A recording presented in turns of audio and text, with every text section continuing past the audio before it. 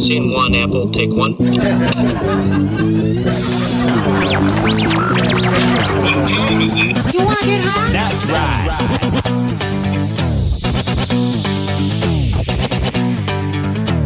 She caught me smoking. She caught me smoking. She caught me smoking, smoking. She caught me smoking. She caught me smoking. She caught me smoking. It's a motherfucking podcast. Hey, what's going on, everybody? And today is a very special episode. Thank you for clicking that play button, by the way. And this is Oops Caught Me Smoking. We do have a very special episode because this episode is sponsored by the Medi Canna bar. There we go. For some reason, I could not spit that out. But the Medi Canna bar, and the person beside me is responsible for all the delicious goodies I have in here. Hey. Her name is Neema Ali. How are you doing? Hi, how are you? Not too bad, not too bad. Another day is down, and it's the weekend, so we love the weekends around here. Oh, the weekends are the times that you can just actually lay back, relax, and really enjoy your medication. Exactly. Yes, that is exactly true. Now, before we go in and get all this, I'll unpackage all these goodies here. I do want you to go over and tell these people about the Medi Canna bar and what it is and how they can find it. Well, the Medi Canna bar is one of your favorite mobile. Let's be clear, it's mobile. It does not have a home. It's mobile. It comes to you. We do weddings. We do birthday parties. We do any type of private events. Infused dinners are our specialty. So it can be an infused dinner sit-down party, or it can be an infused dinner function where we can have other events like puffin paints or roast marshmallows on the bonfire with some infused, chocolate around it. Just doing different things. We bring the party to you. I always like to say we pull up. We pull up to all events. That's right. And we do have some comments coming in already, which is thank you for all the comments out there. Wow, we're already pouring in. Veganism is immoral, imperative. I can't pronounce that word. In a matter of justice. Okay, imperative in a matter of justice. All right. Well, thank you for that comment. But But anyways, vegan dishes too for the vegan people. It all depends. And actually, when we do dinner parties, we have something for everybody. We have some food that's not infused because sometimes we have people that are not, into eating their cannabis. They just like to smoke it and they want to be in the environment. We also will have stuff for vegans. We'll have food for vegetarians. We'll have food for pescatarians. So we try to cover all bases to make sure everyone is included. You try not to leave anybody out of there, huh? Oh, not when it comes to food. People love food, so that's right. They'll show up. Now, with infused foods, I do find sometimes you find it confusing because you are eating cannabis, and also cannabis leads to you eating more. So, have you ever had someone tap out during a dinner or a lunch or anything? So a little secret is you want them to eat some so they can get the munchies and come back and want some more, right? That's right. So yeah, but also I like to, sometimes incorporate the THCV, flower into a party too, so that it doesn't, you have a balance where everybody's not getting the munchies off of everything. Right. Exactly. Yeah. But I mean, that is one of the great things about edibles is they eat it and then they just want more and more and more. So you find yourself being able to kind of take care of both ends, the infused side, but then you make a little bit more that's not infused to be able to take care of the palate. Right. Okay. So you're not infusing everything, just the majority of stuff. Yeah, not everything, just the majority. All right. And do you just go by calls? If they call you, you come running? It's always usually referrals. All my business is always usually referral. I started the Medi Canna bar last year. We are today at our 1-year anniversary. It was so amazing that you wanted me to come on the show today. I was like, oh Yay! That's my 1 year anniversary. I'm so excited. I started the bar really off the humble during the pandemic. It wasn't a plan. I didn't write down a business plan.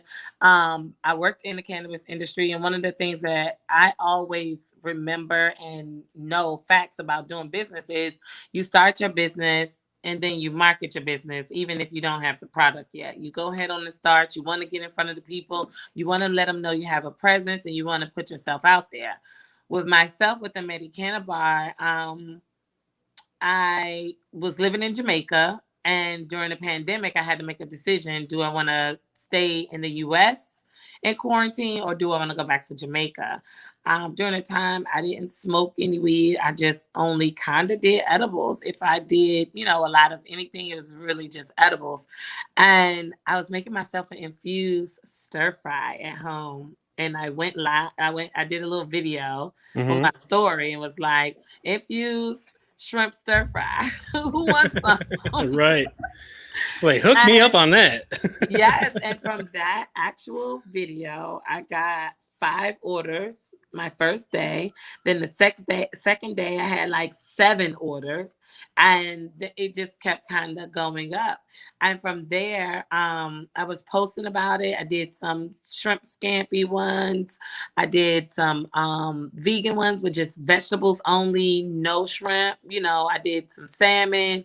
So I started infusing these little dishes, and then I went to peanut butter and jelly sandwiches, and they went crazy over the peanut butter and jelly sandwich, because with the peanut butter and jelly sandwich, you have to infuse it with the butter, and then you do it all in the pan on each side. So it's like a little bit of the warmth of the bread and the butter and the peanut butter and the jelly. People go crazy. They go bananas. They love it. Love that peanut butter. Yes. We got a friend popping in, or Phil Better. Let's go. Love this. Thank you, Phil. And for people who don't know, Phil is the one that hooked me and Neema up to do this. Yeah. So shout out to Phil Better out there. Shout out to Phil. We thank you. And shout out to Nadine MJ with Dear Sis too, who connected me with Phil. It all go together, and we all are here to look out for each other and grow. That's right. That is right. We do have a couple of questions coming up. If you can get in trouble legally for doing consumption of marijuana in public, view of your neighbors, why isn't this just as illegal, doing this as a consumption of view to public through the internet? So why is it illegal to do it in front of your neighbors and not illegal to do it on the internet? Well, because I don't know, it's just the way it is. And right now I am in the privacy of my own home, so I can pretty much do whatever I want. So well, that's my answer to that question. It depends on what city you're in, even where your neighbors are concerned, because where it's decriminalized, what can your neighbor do? Your neighbor can't do anything to you as long as you're following the rules. And if you're being disrespectful to your neighbor, then that's just being disrespectful. We should all, and one thing I love about the cannabis industry is people are kind. People are considerate. They are. When you're drunk, you have an altered mental status. You don't even know what you're doing. You don't remember anything. You're sloppy. You're loud. You're falling all over the place with some different types of things I've seen with people being drunk. Oh, and myself. Guilty also. So. Right up here. But when I started doing cannabis, I'm never out of control. I'm never like irate. I'm never causing any harm to anyone. My neighbors, no one's complaining. Like, I mind my business over here, and you mind your business over there, and we're good. Yeah, and if we're in a good city, then we're following the rules anyway. Yep, exactly. And I am in Michigan, where it's 100% legal here, recreational and medical. Yes. So we are allowed to just go on our porch and smoke as long as we're in our own vicinity and not bothering anybody. Anyone. And that's Washington, D.C. Washington, D.C. is recreational. Maryland is medical. You can cross the street in the two. I really don't think that nobody going to pull up and try to do anything to you if you just walk across the street and you over here have a medical card, and over here you don't have to have a medical card per se. Yep. So, it's all what is made, and a lot of it is ignorance. If you don't educate yourself and you just following what the majority ruling is saying, then you're going to start repeating the ignorant things too. But when you really want to know and it really start getting to a place where you're like, oh, I want to be in the cannabis industry because it's so dope. And now my friend over here is just making so much money. Oh, then you're going to want to be over here on our team because cannabis is saving the taxes, the states. Let's be clear. Like, come on. Let's be clear. Yeah, cannabis is paying for a lot of things that weren't getting done before. So, listen, I'll be the first person to say, let me get, as a Black American woman, let me get my license and let my dispensary make the coin it need to make for me to give Uncle Sam $3 million. Here you go, Uncle Sam. You want me to come over to dinner and bring it to you? Exactly. Yeah, Neema will come to your house and cook it for you. Yes, I will come over and cook you dinner, Uncle Sam, and count you out your $3 million coin. Okay. That's right. That's right. And we'll smoke a J while doing it. There's nothing wrong with smoking J's in front of with people. Yes. Share the wealth. But speaking of sharing some wealth, we have some goodies here. I popped open the box a little bit early. I did want to get into this though. We have some popcorn. Now, Neema did not send me a menu. I do have it on the thing over here, but I kind of want her to go over it. So we do have it. I'm sorry about the light there, guys. I'm doing the best I can, but this is some THC infused popcorn. Yes. Okay. THC infused popcorn. I think it's about 20 milligrams. I put it on the on your menu because I made this box simply just for you. The popcorn, I had to make a little bit more to be able to share it because that's how popcorn is. But I only made this stuff for you to send over to you. Oh, nice. The trail mix seemed to be a fan favorite. Yeah, I do have some of that in here. With the guys. The guys seem to love trail mix. And I hear it give you a little I don't know, but that's what I'm told. Might have to try that out tonight. Yeah, you might want to have a little fun with the trail mix. I heard it give you a little that tastes amazing, like caramel corn. Yes, it's a little caramel corn on there. I'm not gonna tell you all my little secrets. Oh, that's right. Yeah, don't give away anything. I just want to eat all of this. Right. So we got the popcorn, and I'm guessing this is a brownie of some sort. They are brownies. Did they smush? Yeah, maybe. Oh, I'm sorry. That's okay. But I'm gonna eat them anyway. So these are amazing. No, they're really good. Just pop it in. Just the paper. Did it fold out of the paper? Because I did stuff your box. I threw the brownies in last minute. They weren't actually a decision until the last minute. I was like, let me just give him some of these brownies because I wasn't sure if you like chocolate or not. Oh, there's some gummies in here too. So cool. I'll eat a gummy. How about that? Oh no, those are gummies. Yeah, there we go. Yeah, the brownie is in another one then. All right, we got some gummies. We got some nerds in here, it looks like. Yes. I haven't quite mastered how to do the whole rope yet. Okay. I'm better at doing pieces. When I do the long rope, it seems to never all solidify for whatever reason. I don't know. But when I do it small, they come out pretty good. Okay, cool. And we do have some cookies here. Yes. Those are brownies. Oh, brownies. Okay. A little smushed, but that's okay. That's okay. Yeah, they got smushed. I see them. They look flat. They still do the trick there. And we do have a little flyer here. So those people can read it. I don't know if you can read it, but if you can, I'll hold it up there for a second. Yes. There you go. And you can find the Medi Canna Bar on Instagram at the THE Medi MEDI Canna CANNA bar BAR. That's right. And the link is also in the description below. So you can just go ahead and do that too. And some pink lemonade that I'm going to try. I do like pink lemonade. It's not pink lemonade. It's just lemonade? It's cannaberry lemonade. Cannaberry. Ooh, that smells really good too. Yes, and it has ginger and echinacea in it. So it's not all bad for you. It's a little bit healthy. And it has some good old healthy properties, some tincture in it. It's really good. Nice. Now, after eating all these, like normally in edibles, I can taste the medicine, but you do a very good job of masking that. So I applaud to you for doing that. That is my goal. I don't want you to eat it and you just. A lot of people tell me that they have edibles and they eat them and they don't like the taste. Mm-hmm. I want you to enjoy. I want the palate to have a party in your mouth, not just in your body, but in your mouth. You know, Right. Yep. And there's some of those freaky deaky trail mix that you told me about. Yeah, trail mix. You're gonna like them. We're gonna save these for later on tonight. So Yes, we'll put those enjoy inside. that. And we do have some moon rocks and stuff that I believe it's called a Medi rock, though. It's a Medi rock. Okay. Now this is what it And looks you like. I have don't a know. Medi, you got a Medi pre-roll in there too. So that's a one. Yep. gram. Yep. Here we got some moon Okay, rock there. little keef. I like to Little mix both, little bit of both. I am just getting down on this right now, so sorry, guys. If I'm not Did you see talking the too much, pre-roll I'm in there sorry. too? Right? Yep, I got the pre-roll in there too. I'm gonna fire that up here in a minute after I get this Medi rock hit.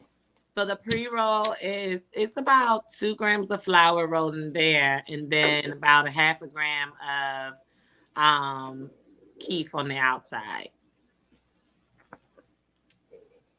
Oh wow, that tastes really good too. Ooh, you like it? Everything is a hit. You are, yeah. This is You phenomenal. like it? Everything I've eaten so far is a hit. Yes, tried so far, that's so. what I like to hear. Now for the big boy, this is what I was looking forward to because I took this out and I was like, is this one of those things that has like the cigar packer and you pack the weed in it and then you take it out and then it's just a joint, but it's actually a 2-gram pre-roll. A glass tip at the end. This thing is a beast. So And listen, when you finish smoking it and you're done, clean it, and take the paper off, and it's a one hitter. Like that's what it's at the end. It's the one hitter at the end. That's what make it better.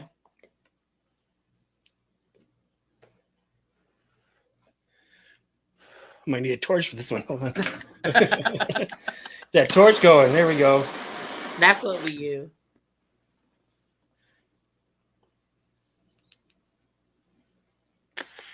Nice, smooth. Hey. Yep. Now, what strain is rolled in this? That is Fire OG actually.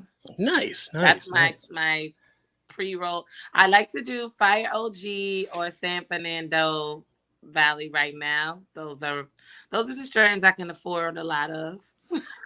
Right? Yeah. It's all hey guys, it's all on what I can afford. Okay. Some of y'all want big stuff and you have Walmart budgets and you want to shop Neiman Marcus over here. And sometimes that's just not how it always happens. But the Fire OG, I love Fire OG and San Fernando Valley. They're 2 great strains to use for a pre-roll.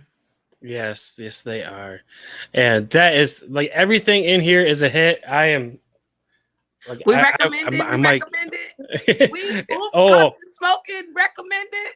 Oh, Oops Caught Me Smoking is 100% recommends everything here that I just tried. Thank you. 100%. So that being said, we do have another guest waiting backstage, and she's going to tickle some funny bones.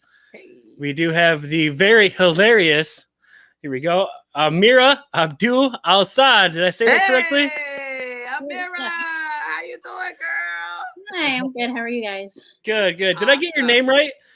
Abu-alsaoud, but everybody kind of. Oh, okay. So yeah, you're probably used to people messing it up all the time. Yeah. And like the AL is silent just to mess with people. I don't know. Right, exactly. Now, before you go into your little 3 to 5 minute set, go ahead and tell us a little bit about yourself first. So I was born in Rhode Island and grew up like all around Massachusetts. I like moved maybe like every year or two. So didn't really have like that many friends. I was like from a strict Muslim family, so my dad would always be like, "You can't go over friends' houses that have fathers or brothers." Okay. Wow. Protective dad. Yeah, so kind of a loner. But I Yeah, have, pretty much. If there's a penis in that house, you're not going. You can't go. I gotta I'd protect be like, you. well, how old is your brother? And then he'd be like, 9? No. I'm like, what is a 9-year-old gonna do? But okay. Right. A lot today. Jesus. Well, like, yeah, it was in the 90s, but I don't know. And then I have 2 sisters and a brother. I'm in the middle of the sisters, and then my brother's from another marriage. Yeah, just trying to date Muslim people, trying to find someone. So most of my jokes are about being single and lonely. Right. Oh, girl, let's talk about it. Single and lonely. Jeez. Right. So How's we're that gonna. going? Yeah. Sorry. How's single and lonely going? Well, I just came back from a date, and he wants to come back and see me at 11 because he has a friend in Quincy, like a little bit further away. And I was like, I have a show to do. You can go. But coming back at 11, Yeah. that's a late night call. Is this a new friend or an old friend? This is the second date, so. Oh, second date, 11. Oops, caught you smoking. All right. All right, Ameera, we're gonna go ahead and give you your time and kill it. Okay, cool. So how is everyone? Good. I don't care. This is about me. Start my set. Hold on, I'm trying to get you over here. Here we go. Oh, Big okay. screen, yeah. There you are. Thanks. Okay, so I wear a wedding ring. I'm not married at all, but you gotta dress for the job that you want. I have social anxiety. I'm single, and I'm too anxious to mingle. My family supports me like an old bra. They just leave me hanging. I only have like my creepy cousin and guys at open mics hitting on me. My cousin was my safety, but then he got married. It's okay. I don't want to keep this last name anyways. It's too hard to pronounce. I don't drink, but I'm a lot of fun when I'm tired. So just get me some ZQL and read me War and Peace. I went out with this guy. He does Reiki, and I'm like, "What's Reiki?" And he's like, "When you transfer energy and you heal people, but you're not touching. Can you feel it?" I'm like, "Not at all." But I went back to his place because I have low self-esteem, and he was like, "Can I get a hand job?" And I was like, "No, I come from a strict family. But how about a Reiki hand job? Can you feel?" I did not hear back from him, or like 50 other first dates I've had this year. But it's like maybe I'm the problem, not like everyone else. I'll find out on Monday when I have therapy, Wednesday when I have my psychiatrist appointment, and Thursday when I see my probation officer. Okay. Jeez. What a life. Do you do cannabis? Jeez. Just naturally like this. You need a J. It's like talking to my sister, and she was like, "I don't like to touch gross things." And I'm like, "Okay, but you're not ready for dating, right?" You should try Reiki dating. I was talking to this old guy on Facebook. Mostly he was messaging me, but he was like, "Hey, do you want to live with me for $300 a week?" And I'm like, just to talk? Oh, wait, no, I make more on unemployment, and I don't have to be tied up in a basement. I'm so glad I have unemployment because I don't have to do sex work anymore. It was Reiki sex work, so I wasn't getting paid much. Oh, Reiki sex. Oh, I'm gonna need to start talking to my boyfriends about Reiki sex. Clearly, maybe they'll be down for that. I was like kissing my cat, and I was like, "Wait, we should take it slow and wait for marriage." I'm just kidding. I don't have a cat. It was a stray. I was asking my strict dad where I can go, and he was on a date, and he's like, "You guys can go to hell." I've already been living in hell. I need to try something different, change it up. That's my time. Thank you guys. Awesome. Very, very funny. Very funny. Now, go ahead. And when did you start doing comedy? Like 8 months before the pandemic, so like more live performances, and then like I started back up in March on Okay. Zoom. So about a year, kind of. Oh, nice, nice. So it just like you're one of those comedians that I love to watch because you laugh at yourself while you're doing your set, and for that, it's that just makes me like more into the set when I watch if the comedian is saying their jokes, and I know because I was a stand-up comedian for like this much time, so and I know that comedians like they repeat the same jokes, and for a comedian to still be laughing after they've told that joke 5 to 6 times, that's still amazing to me, and it makes me laugh even harder every time. So that you are hilarious. I just wanted to say that right now. Have you played at any big venues or anything? Like the biggest was probably like 40 or 50 people, like in Rhode Island at Trinity Beer Garden, but I don't think Okay. anything like huge. Oh, okay. I think Now, actually the first showcase I did when I finished my class at the Improv, it was like 50 people, like packed. But yeah. oh wow, that's way more than I ever did. So, but yeah, it was that. Yeah.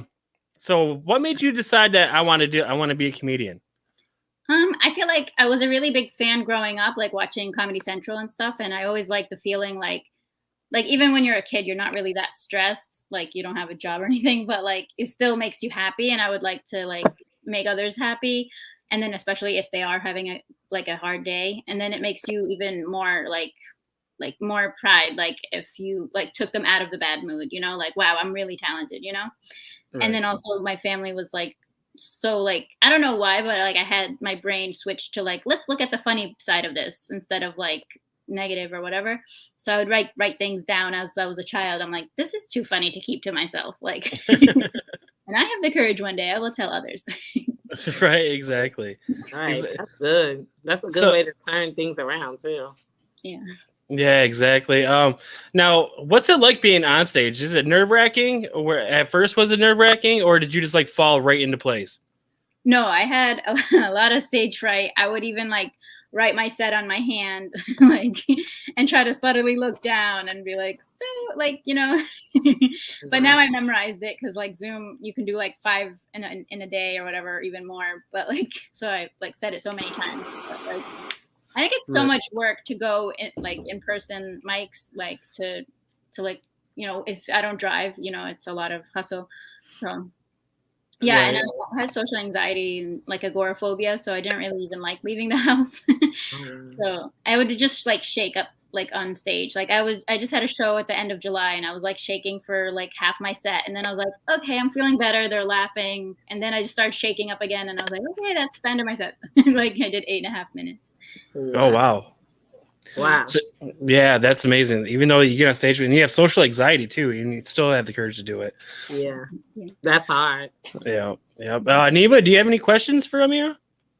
How do you deal with it with the social anxiety? Like, how do you psych yourself up to go through it? Because I've experienced social anxiety, and it's challenging. It's very, very exhausting too. Well, I try to go with like someone or like meet someone there. Like my sister, I actually made her do stand up. Okay. And so I would like most of the time I'll try to have her go or like talk to a friend and see if they're going to be there, or just make friends while you're there to like encourage you to go. And in the beginning, I was like, oh, I can't find the open mic. Oh, I can't find the bus. I don't know the way. So I took a class, and they actually had a scholarship for people of color. So it would like kind of just hold you accountable, because every week you would do like 3 minutes and they give you feedback, and then also the people from the class have like the same goals, so then they would just go to an open mic, and I'm like, oh, they're all waiting for me, I have to go. It's like nice. And then you have the showcase, and that's a good audience because it's real audience, not like comics. So yeah, right, nice. Now I've heard that like the showcases where you have just a bunch of comics pretty much just standing just like they're listening to other comics, and I've heard that like they're not so great to perform in front of, because most of the other comics are just trying to memorize and go over their routine to when they go up. Now, did you find that like it's very hard as a venue to like perform in front of other comics, or is it quite easy? So like open mics are like tough. Like you're talking about open mics or like a showcase? Either or, actually. Like showcases are not usually just comics, but like it depends how big the lineup is and how many Okay. audience members are. But like I feel like you could still get a laugh with comics because they're not that like they're not writing their set usually. Like they would know what they're doing because they do almost the same thing every week. Hmm. But I feel like it's pretty like you can't do like kind of iffy jokes. Like you have to really have good stuff because they're kind of like they get tired after a while, like after like hearing 45 comics. Hmm. Try to go up early. But if you can get a sense of it, and if you don't get a laugh the first time, which the rule is like try it 3 times, 3 different rooms, and then you can like kind of work on it, see like if you need to change up something.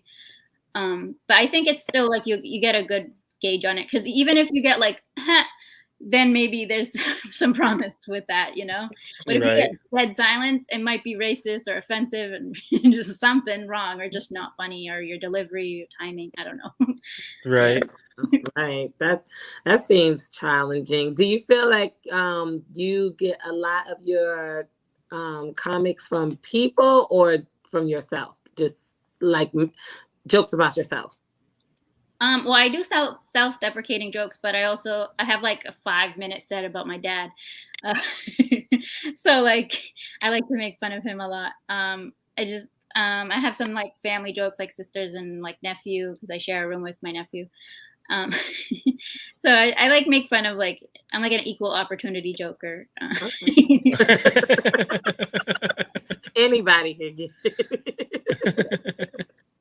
Mostly like I didn't even want to go on these dates, but I was like, well, if anything, I'll get more material and a free dinner usually. But but like one date was like we went to like a coffee place and I got a smoothie because it's more expensive than a tea. And and then he was like after half an hour, like I came back from the bathroom, he's like, oh, I'm just sending an email and I have to give someone at work a paper. And I was like, that's bullshit, but okay. Like, you know, after half an hour, like you're already sick of me. Like, I don't know. So you don't get a meal every time, but at least I got a mango smoothie. Right. Now I heard like most comedians say if you can't say a joke in front of a I don't know, I want to say like a disabled, like a joke that goes too far, that steps the boundaries. If you can't say that joke then in front of that person, then don't say that joke at all. Now, have you ever like witnessed like a comedian or yourself maybe like say something that pretty much got crickets and you're just like, oh, probably shouldn't have said that, like a little slip up? Yeah. There's a joke this guy does about like I think shooting like in like school shootings or something. And then everyone's just like, oh, that's not funny. And then he did a show with my friend, and my friend was like, oh, there was this joke about. I'm like, oh, this guy, yeah, I know him. Like it just stuck out in my head after all the male comics that go up. Like, so yeah, but he still does it. Like he doesn't care. Like if it's crickets, like. Wow. So yeah, he just keeps doing the same joke. Wow. He said eventually y'all gonna laugh. So yeah, I'm not gonna stop saying this joke until somebody laughs at it, damn it. Yes, I'm gonna keep coming back and see y'all laugh. Yeah, I don't know why they don't get it, or like maybe they should do the feedback mics that I've been doing, because then people will tell them like maybe don't do that, or maybe change it up or something. But I don't know. Right, exactly. All right, guys. I do want to thank both you guys for taking some time out of your day and joining me on my lovely podcast that is growing vastly. So, but if you want, take a few minutes. Ameera, we'll start off with you. If you want to take a few minutes and give some shout outs or tell these people where to find you or where you're going to be soon if you have any gigs coming up. Okay. So if anyone wants to follow me, I'm on Instagram, Ameera, my first name, AMEERA 7489. I'm gonna do No Line to Cross. It's online. It's you could just probably put it in on Facebook on the 5th on Sunday, September. It's at I think 8:00 if anyone wants to see me there. Nice. Thank you. That's it. All right. Again, thank you for taking some time out of your day, and thank you for the hilarious jokes. We really needed it. My edibles are kicking in right now, so I need to do something. So thank you again for coming on. All right, thank you. Oh, Neema, go ahead and give your little shout outs and where to find you. Hey, I'm Neema Ali. You can find me on IG at I am Neema Ali, Neema Neema Ali Ali, or you can find me on Facebook, Neema Ali as well. For the Medi Canna Bar, you can find us on IG at the Medi Canna Bar, TheMediCannaBar, or you can email us at themedicannabar@gmail.com. You can always reach us via phone, 323-691-6027. We are taking orders. And I want to say for our 1-year anniversary, we are doing a little underground delivery service too here in DC called the DC Club. So, hey, check us out. Donations only. Donations only. That's all we taking is donations only. That's right. That is right. And thank you so much for sponsoring this episode, for the amazing goodies that I have here. And thank you for coming on. Absolutely. Thank you for having me. And I look forward to us connecting again. And not a problem. You're welcome here anytime. All right, guys. All right. And awesome. Everyone, I do want to thank you for clicking that play button as always. And again, this episode was sponsored by the Medi Canna Bar and Neema Ali. And you can check Oops Caught Me Smoking every Saturday night at 9 p.m. Eastern time. And you can also check me. I'm a busy man. You can also check me on Monday nights at 8 o'clock and Friday nights, every other Friday night now at 9 p.m. EST for The Real Boys, the movie and TV review podcast. And you can also find me on Thursday nights live at 9 p.m. EST for Bet That with Dan and Jerian, the best sports talk show podcast out there known to man. So go ahead and get that a subscribe and a like and all that good jazz. And while you're out surfing the web, stop by oopscaughtmesmokingstore.com and cop yourself some merch. We do have a new logo design that came out, so go ahead and check that out. And that's it. Thank you for clicking that play button, and thank you for watching. For all the comments, thank you. I'm sorry I didn't get to all of them, but there's a lot. So thank you very much, everybody, and I love y'all. Stay up. Peace. Scene one, Apple, take one. What time is it? That's right.